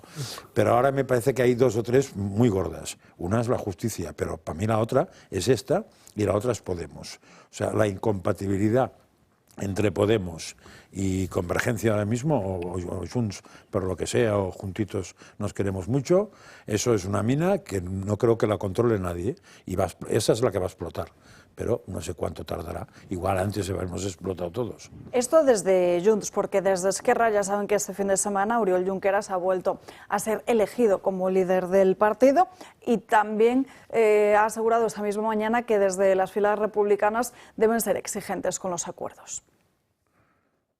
En cualquier caso, Esquerra Republicana será exigente, sí, lo será porque justamente necesitamos herramientas para ayudar a nuestras familias, a nuestras empresas y en este sentido creemos que tenemos toda la legitimidad del mundo y el deber de ser siempre exigentes en el cumplimiento de los acuerdos que el Partido Socialista o cualquier otro haya firmado. Bueno, o el propio Oriol Junqueras. También ha venido a decir que si alguien espera que ayude a derrocar a Pedro Sánchez, vamos bien arreglados, y ha usado otro argumento de Cromañón también muy interesante para explicarlo, porque ha dicho es que el PP no nos da ninguna fiabilidad en el tema de... Así que el PSOE da mucha. Por eso, ha dicho, el PP no nos da ninguna fiabilidad en el terreno de corrupción. Es decir, como aquel señor de pequeño era un mal bicho, tú eres un mal bicho ahora, pero prefiero el mal bicho de ahora que el que de pequeño lo era, que no sé si lo sabrá. Si hablaran entre este y el ministro, acabarían a bofetadas, porque el argumento es absolutamente contradictorio, pero de la misma época, de la época de las cavernas intelectuales. Antonio. Yo estoy de acuerdo totalmente en lo que ha dicho José María, que hay una mina que no sabemos el tiempo que tarda en estallar, pero es incompatible estar en Podemos y estar con lo que está representando Convergencia, Junts o lo que sea. Eso es incompatible. Por lo tanto, su crédito ante su público, ante sus electores, lo va a ir perdiendo. Es decir, tiempo que pasa, tiempo que va a perder. Yo creo que es el momento. Realmente se lo deberían tomar en serio y hacer, eso sí, la pantomima de la cuestión de la confianza. No sé cómo sería eso. O sea, si Sánchez lo acepta, ¿cuál sería esa pantomima? Porque creo que en estos momentos no van a tener más remedio.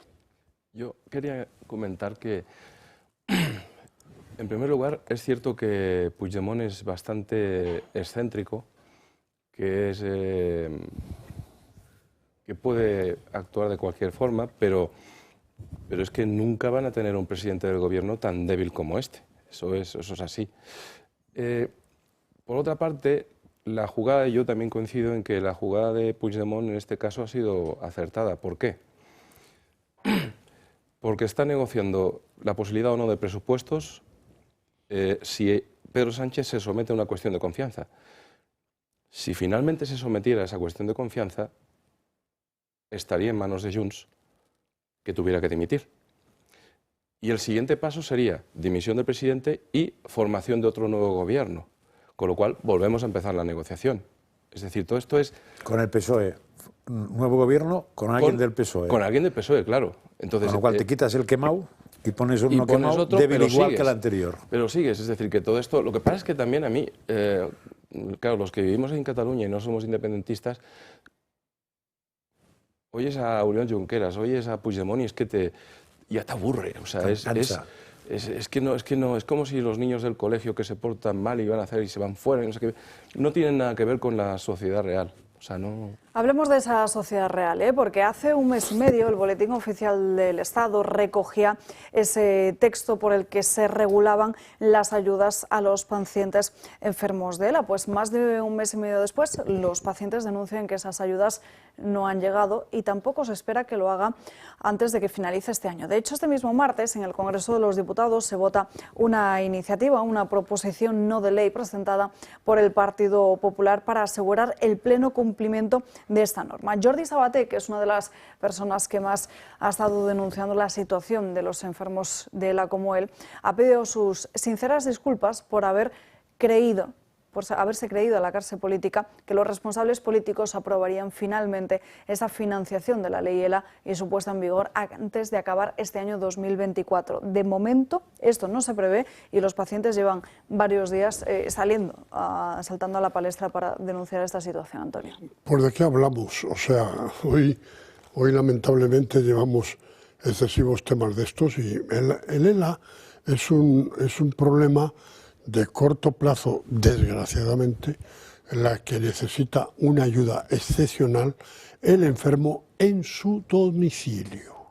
No es un problema de que, y lamento, que Madrid creyera que lo podía resolver ingresando en un sitio específico a los enfermos de ELA. Pues no, porque el enfermo de ELA lo que quiere es estar con su familia, viviendo los días que Dios le dé con su familia. Y ahí necesita una ayuda intensiva que llega hasta tener una unidad de cuidados intensivos en casa. Por lo tanto, la cifra más aproximada que tengo yo de coste de ELA en Estados Unidos, en el periodo de tiempo que viven, es una media de $15.000 mensuales por enfermo. El tiempo que sobreviven, muy poco intensiva al principio, para ser muy intensiva después, metiéndole un respirador en casa, porque son conscientes, están anímicamente y afectivamente tienen su vida útil y están desapareciendo de la vida, pero no quieren hacerlo. Y evidentemente eso. Si eso lo hacen con el ELA, lo tienen que hacer con otra serie de procesos.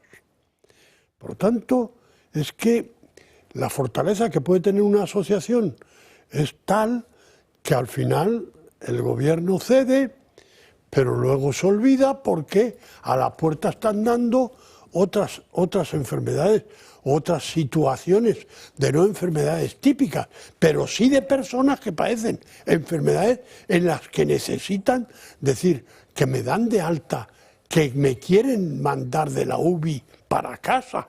¿Qué hago yo? Y esto es todos los días. ¿Y qué hago yo? Pues solicitar ayuda. Yo, a mi juicio, esta situación es una canallada. Tú no puedes a todo un colectivo como el tal señor Sabaté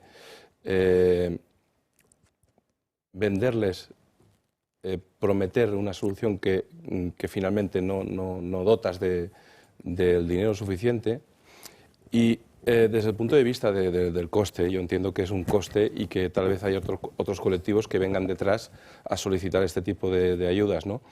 Pero claro, yo es que eso lo pongo en relación con que, por ejemplo, el Centro Nacional de Investigaciones Oncológicas esté gastando dinero público en arte y cachondeitos de la cúpula directiva o de los amiguetes de siempre. Entonces, claro, desde el punto de vista de un ciudadano español, dice, oiga, mire, déjese de historias, que habría dinero para cosas que realmente sí que estoy de acuerdo en dotar de dinero, si no fuera por la cantidad de políticos y mamones, con perdón, que andan gastándose el dinero de todos los españoles. Claro, esa es la única... El CNIO fue un fiasco, claro. Un fiasco publicitario, como siempre pasa, de hacer publicidad de algo con una resonancia de 7 teslas, lo más que tenemos en asistencia son 3, multiplicar prácticamente por más de casi... bueno, horror lo que fue la creación del CNIO. Y sin embargo, el fiasco del CNIO lo tenemos hasta con la persona que lo ha dirigido, que es una persona que lo ha dirigido políticamente, es decir, nombrada políticamente, por lo tanto, por el gobierno. Por lo tanto, estamos ante fiasco tras fiasco y cuando alguien dice, pues sí, vamos a terminar con el ELA, que el presupuesto, cuando llegan las cifras, no tengo dinero. Si no tiene dinero, si este gobierno no lo tiene porque no sabe más que malgastar. Francas. A ver, es evidente que el dinero es finito, ¿eh? Eso me parece que sí es. Pero también se ha dicho siempre que gobernar es priorizar en gasto. Eso no hay otra cosa. Y eso se llama presupuestos. Entonces, claro, que te digan que no se puede, pues se entiende, no se puede. Pues si no se puede, no se puede. Pero entonces hay que ver si realmente no se puede. Y en este caso no se puede, no se quiere, ¿eh? Dices, hombre, es que detrás de este colectivo vendrían otros cuantos. ¿Cuánto suma todo eso? Porque igual resulta que la primera obligación del gobierno es que los colectivos de gente española, o por nacionalización, o por nacimiento, o por lo que puñeta sea, tengan los cuidados suficientes, en vez de gastar dinero a unos señores que serán encantadores, pero que están en Marruecos, ¿no? Por poner un ejemplo bien tonto, pero que joroba bastante. Es decir, a mí que me digan que no hay dinero para esto y viendo lo que se gasta en lo otro, eso me escuece mucho más que no, si no me lo dan a mí, porque la vecina de abajo tiene un cáncer de pulmón y es más urgente. Y en el mismo sentido de lo que comentas, y muy brevemente, lo que no puede ser es que no doten ni poco ni mucho, sino nada. Nada, claro. Sí. Y, oiga, no hay nada para que estas familias y estos afectados por lo menos empiecen a recibir. Pero fíjate que si no han dotado aún la isla de La Palma la mitad o más de la mitad de gente que está colgada, y resulta que no han dotado después, a los de Lorca les pagaron hace un mes lo que quedaba y no sé si han estado contentos. Lorca lleva años el terremoto, fue un terremoto histórico. Y hemos dicho las cifras del 3% de los de la Dana. ¿Qué les va a preocupar ahora los enfermos de ELA o los de ILA? O sea, nada. En Baleares, en estos momentos, se está celebrando un pleno del Parlamento, una semana después de que se evidenciara esa ruptura entre el Partido Popular y Vox, una ruptura iniciada por la propia presidenta del Gobierno autonómico, por parte de Marga Proens. Hoy lo que se va a debatir es si finalmente se deroga la ley de memoria democrática, que era algo que se producía a solicitud de Vox, a pesar de que en estos últimos días, desde las filas populares, se ha intentado, después de llegar a un acuerdo con el resto de partidos, entre los que no está Vox, retrasar pasar esa votación. Desde el partido de Vox en Baleares, en estas últimas horas, han estado denunciando la traición del Partido Popular a cuenta de la eliminación del castellano como lengua vehicular en la educación. Consideran que Proens está pactando o está siguiendo las mismas políticas que en su día había seguido la propia Francina Armengol. En Catarroja, por cierto, hablábamos al inicio de este programa de las ayudas que habían llegado, las que no habían llegado. Llegan las de Amancio Ortega, por parte de las administraciones todavía ninguna, y la situación se complica porque los vecinos tienen miedo. ¿A qué? A que se produzcan imágenes como estas que se registraban el día de ayer en Catarroja, un incendio en esos cementerios de vehículos. Ese incendio ya ha sido extinguido, totalmente controlado esta misma mañana, y desde el Gobierno autonómico han enviado un mensaje de tranquilidad porque dicen que no hay ningún tipo de riesgo en que se produzcan este tipo de incendios. Recordarán ustedes, y aquí lo denunciamos públicamente, esa campaña millonaria que había llevado a cabo Cruz Roja, en la que únicamente lo que se pedía, lo que se hacía era una recaudación monetaria. En ningún momento vimos a voluntarios de Cruz Roja desde el primer día ayudando a las familias más afectadas. Pues bien, contarles que Cruz Roja ha anunciado su intención de despedir a 321 personas. Es algo que hemos conocido en estas últimas horas, y recordarán que el pasado verano esta ONG ya fue condenada por la propia Audiencia Nacional por aplicar un ERE encubierto de unas 150, exactamente eran 149 personas. Pues bien, ahora Cruz Roja prepara un ERE de 300 trabajadores, a pesar de que en esta campaña de la Dana lo recaudado en la última cifra en la que nos quedamos los medios de comunicación superaba los 20 millones de euros, que la cifra seguramente sea mucho mayor. Vamos a página internacional porque Edmundo González tiene previsto acudir el próximo 10 de enero a esa toma de posesión en Venezuela, aunque antes viajará a otros países. Y llevamos el mensaje de esperanza, de la reconciliación de los venezolanos, de que ya teníamos que pasar la página y de que no nos viéramos el uno y el otro como enemigos, sino simplemente como adversarios. Ese es el mensaje que nosotros queremos transmitir, el de una Venezuela unida que está presta a superar todos los inconvenientes y llegar a una Venezuela en paz y en democracia, sin presos políticos, por ejemplo. Pues antes de viajar o intentar viajar, esos son sus planes el próximo 10 de enero a Venezuela. Antes visitará Chile y también Argentina. Francas, no sé qué te dicen a ti los contactos que tienes. No he hablado de ellos porque la verdad es que están bastante desanimados todos, ¿no? Bien, este hombre pretende visitar esos países, no tendrá ningún problema, pero lo de entrar en Venezuela yo lo veo muy complicado. O entran barquitas escondidas o lo veo muy difícil, ¿no? Pero de todos modos, el único golpe que se puede dar sobre la mesa, que no sé si serviría para algo, es el martirio de este hombre, porque si pisa Venezuela y pretende ser elegido, ya está elegido, ser nombrado presidente, me parece que va a pasar al otro barrio. Es el último golpe que se puede dar, a no ser que ocurra un milagro. De todos modos, sí que sobre esto una consideración muy simple, porque vi que ayer Pedro Pedrosa también la dijo en El Gato de la Noche. Aquí salía la foto de Aldama, ya sé que no tiene nada que ver, con la oposición venezolana y como la gente sí, extrañándose, ¿no? Y Pedro Pedrosa explicó muy bien, cosa que yo he dicho creo que también 200 veces, y lo ha dicho 500, que en Venezuela casi todos los partidos políticos pertenecen a la Internacional Socialista. Es decir, que son del mismo gremio todos, oposición y gobierno, menos aquellos que no les han dado el título de partidos políticos, como es el movimiento de María Corina y el movimiento de otra gente, de 3 o 4. Pero todos los partidos están en el mismo sitio, con lo cual obedecen al mismo dueño. Otra cosa, y van jugando en un tono y otro, ¿no? Entonces, que nadie se extrañe, o sea, Edmundo está por otro lado ahora mismo, parece ser, aunque viene del mismo, pero en fin, ahora parece que este grupo se ha separado, pero que el resto son el mismo paquete, con lo cual que nadie se lo crea, porque cualquier movimiento que hagan está estudiado. Eso de tener comprada la oposición desde el gobierno es una cosa que le va muy bien al gobierno y le va de fruta mamá a la oposición. Yo sinceramente esta propuesta o esta iniciativa, con total sinceridad y sintiéndolo mucho, me parece ridícula. Porque yo pienso que que el que debería ser presidente, si tiene previsto, por ejemplo, hacer una gira por los países de Sudamérica, pues me parece correcto. Ahora, decir que vas a ir a tomar posesión a Venezuela, cuando todo el mundo sabe que eso es mentira, y cuando previamente tú has decidido salir de tu país. Es decir, yo si te quedas desde el principio y aguantas y te conviertes en el mártir. Pero ahora volver, disfrutar de, entre comillas, de las bondades de nuestra gastronomía y de las relaciones políticas y demás, para decir que vas a ir a Venezuela cuando no vas a ir a Venezuela, y cuando allí sí que están los ciudadanos venezolanos que no pueden irse, a mí eso me parece un poco ridículo. Sí me parece bien, porque es coherente y porque te lo puedes creer, que haga una gira por el resto de países para dar a conocer la situación. Y evidenciar la situación. Eso sí.